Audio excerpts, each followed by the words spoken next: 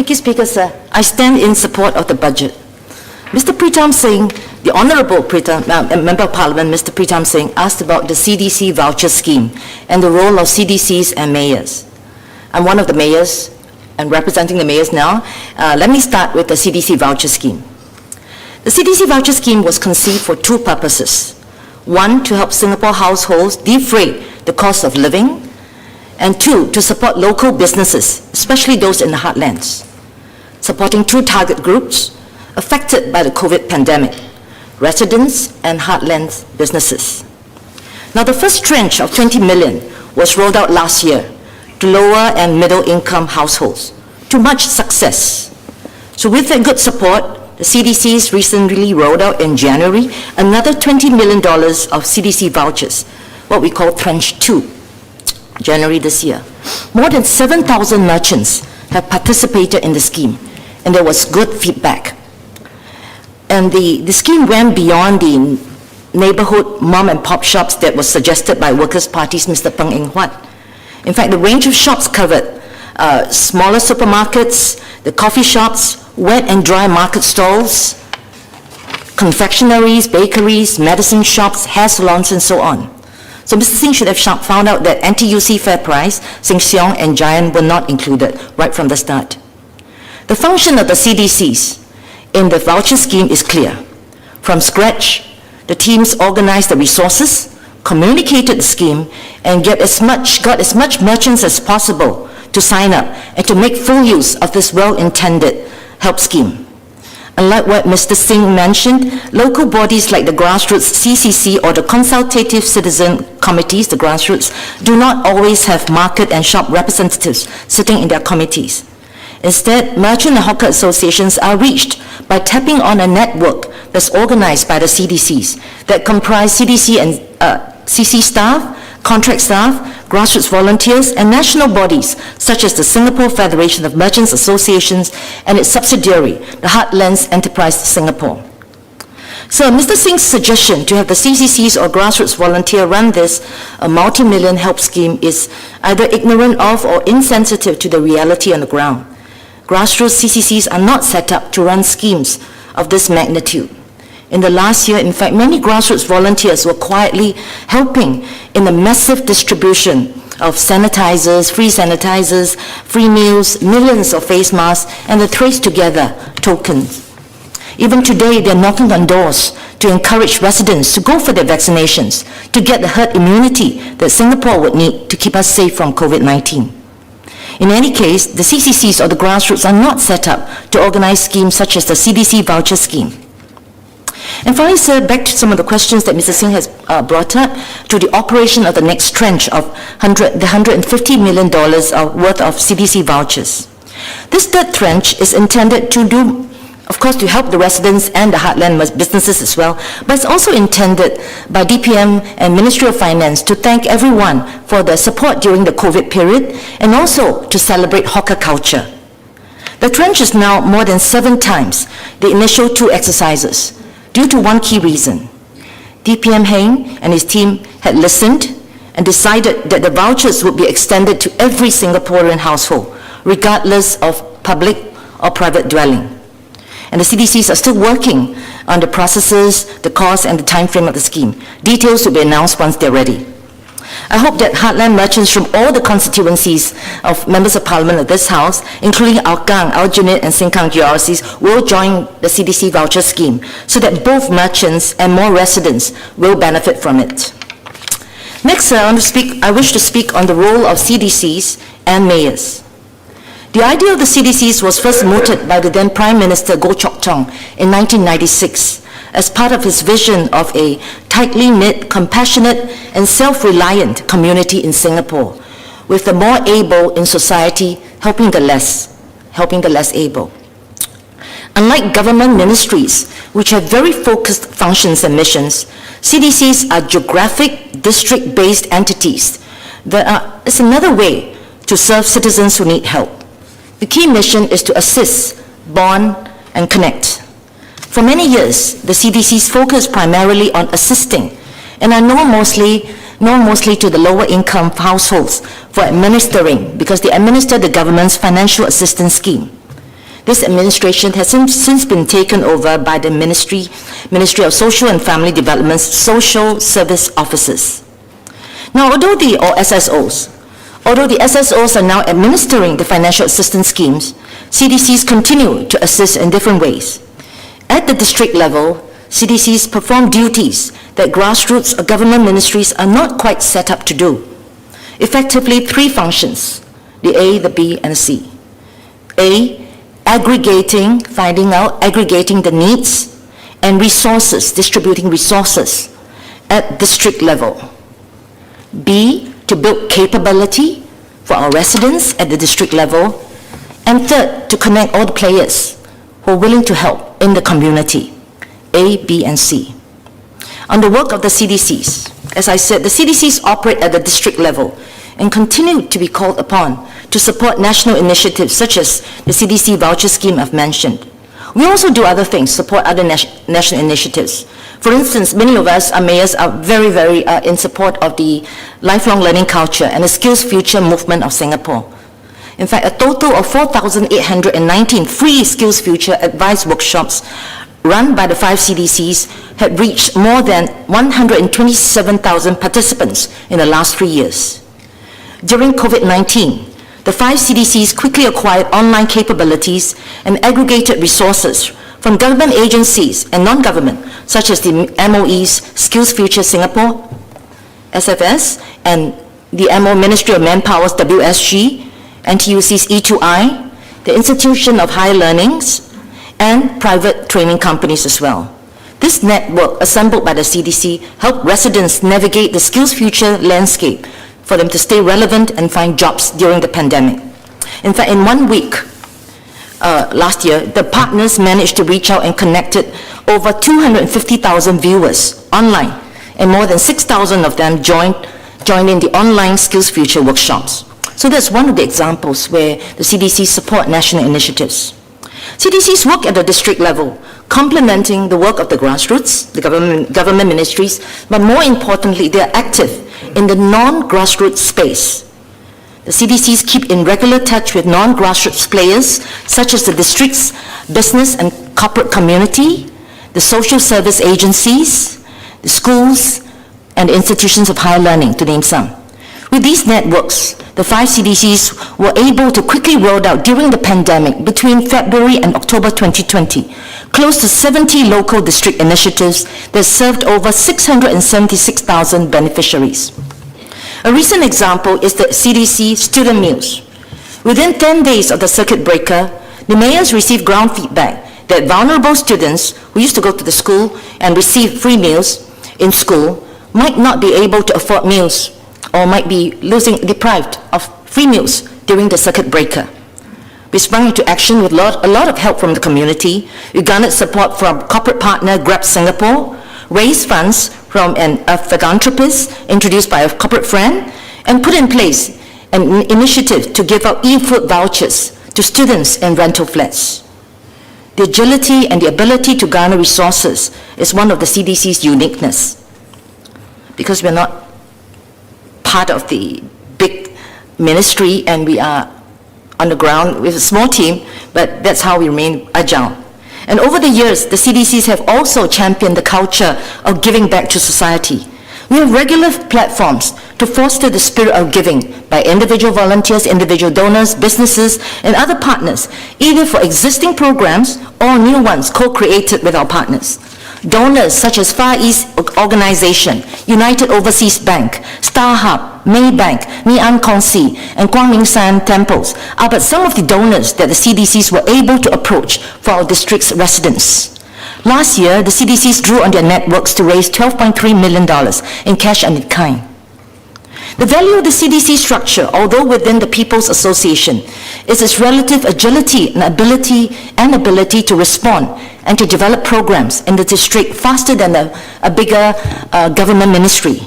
We have developed programs through innovative solutioning and collaborations with partners to better serve target residents. Some of the signature district programs include, let me name just a few on behalf of my fellow mayors, Northwest CDC's Club 100, which has close to 800 regular donors collectively contributing $1 million a year towards the Northwest Food Aid Program, which benefits low-income households in the 19 divisions. Southeast.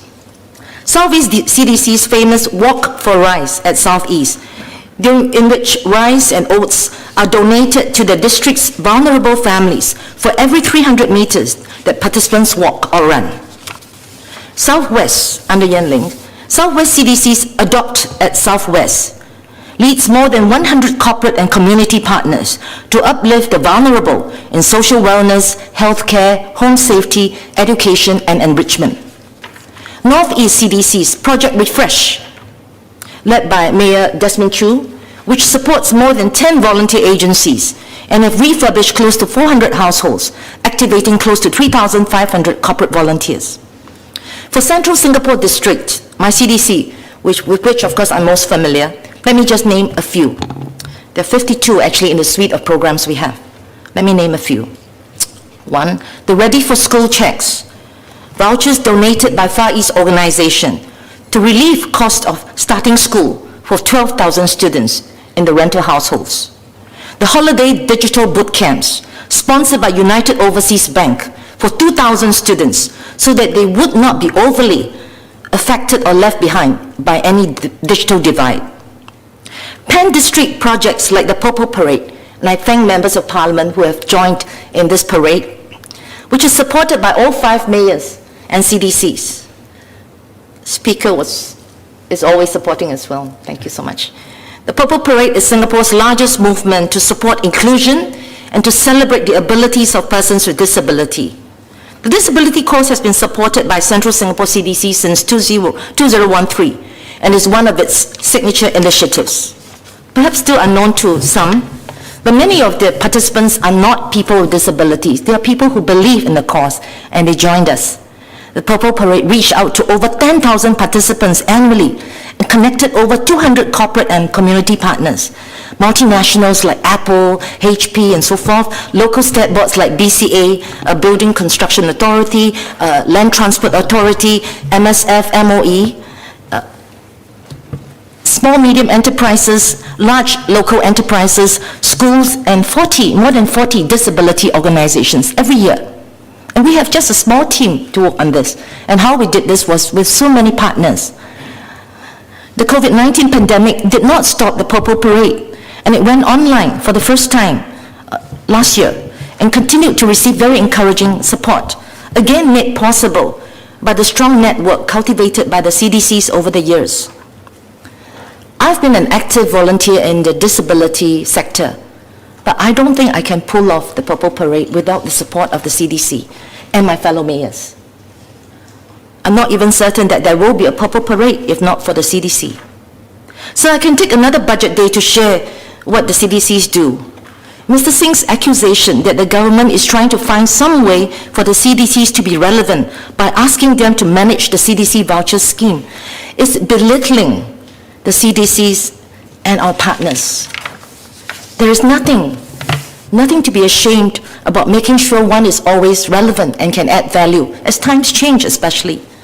When Prime Minister Lee graciously created the role of the leader of the opposition, much to Mr. Singh's surprise himself, did Mr. Singh not accept the role when he was asked, and the office and the research assistant and the salary, and try to do his best to be relevant too? Singaporeans also ask what the role of the leader of opposition in our parliament is, under the circumstances that all 9 of the elected opposition MPs, all from one single party. What has been different? Nonetheless, I want to still thank Mr. Pritam Singh for bringing up the subject of CDCs. His comment on the CDC's relative absence in the public mindshare has also given us some food for thought. Perhaps the biggest mistake the CDCs made was not to have better publicized the work that we do. But the real work is in the work. How much publicity does one have to put out just to justify one's existence and to prove one's value add? The real work is in the work and the people we benefited. So I hope there are no attempts to politicize the good work of the CDCs and especially our partners.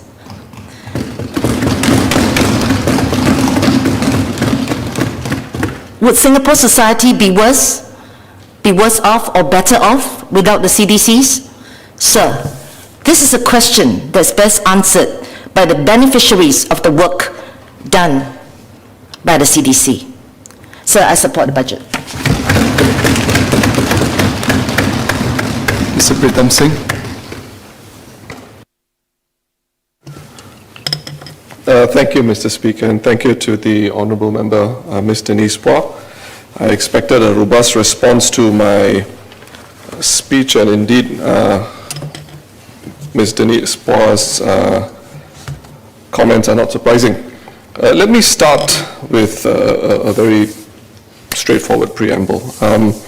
When I called for a review of whether mayors should be full-time, this wasn't a personal sort of vendetta against the current mayors or mayors who have been full-time mayors in the CDCs before. Neither was it an indictment against the programs that are run by the CDCs. But having said that,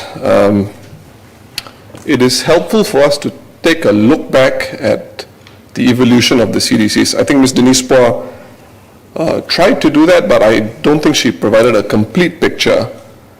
And I would attempt to do so.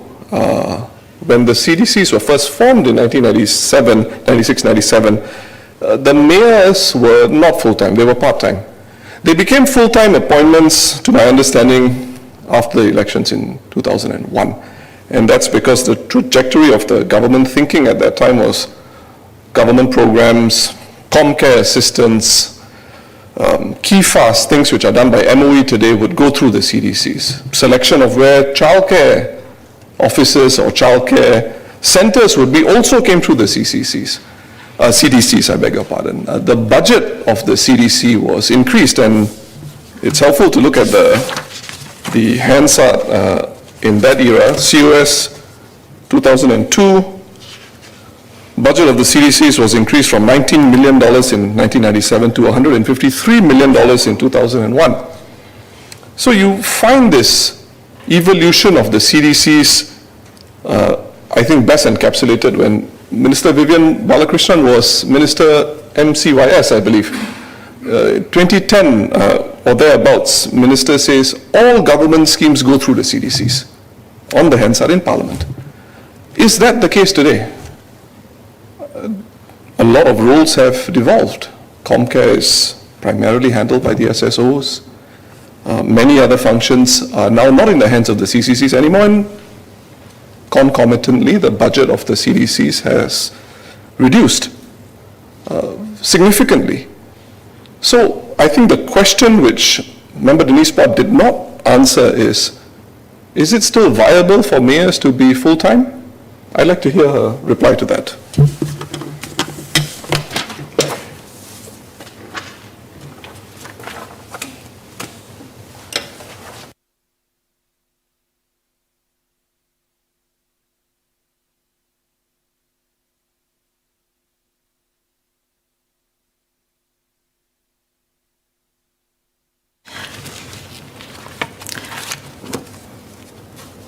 I have to say that I'm probably the only full-time mayor, and that's, I think, because the Prime Minister feels that I'm running the largest district here, 23 divisions. My fellow mayors are all double-hatting or triple-hatting sometimes, and so I don't know whether you consider them full-time mayors or not, but I do know that they only get one pay, and so I think that's the current situation. So I don't know whether you consider them full-time or part-time, but I'm probably guilty of being the only full-time mayor, and I take it that that's why I do some national initiative projects as well. Okay. Thank you, Ms. Phua. And other mayors, please feel free to speak up. Yes, it'll be helpful to hear from them. I think my question is certainly put out there already. It's for the government now to determine whether the approach that they want to take in terms of whether a mayor should be a full-time or a part-time appointment, given the comments I've made about the scope of responsibility is something that the government wants to take forward. I've made my point, and I think it's now really in the government's hands. I would like to make a point about this issue that Honourable Member Denise Phua made about public mindshare. This has been a problem, in my view, for the longest time. It's not just something recently that has cropped up. I'll quote the Hansard. This is again 2002 COS. Mayor Zainal Abidin Rashid, my predecessor in my constituency of Eunos, he was the mayor of Northeast CDC. And this is his verbatim remarks at that debate. Recently, Radio 93.8 started a series of programs where they interviewed mayors and staff of the CDCs to explain and to talk about the CDCs. To my surprise, most of those who were interviewed by Radio 93.8 claimed that they were not aware of what the CDC was all about, and they did not even know who their mayors were, despite the fact that we have carried out quite a number of activities. Unquote. And of course it goes on. I think the point here is nobody is questioning the projects that the CDC runs. The question is it ostensibly possible that these projects also could be carried out with charities, some of whom have a huge footprint, not dissimilar to very worthy initiatives that Member Denise Phua herself helms, like Purple Parade. So I think there is a very valid question as to the roles and functions of the CDCs, and beyond the points that I've made in my speech, I thank Member Denise Phua for her clarifications. Ms. Carrie Tan.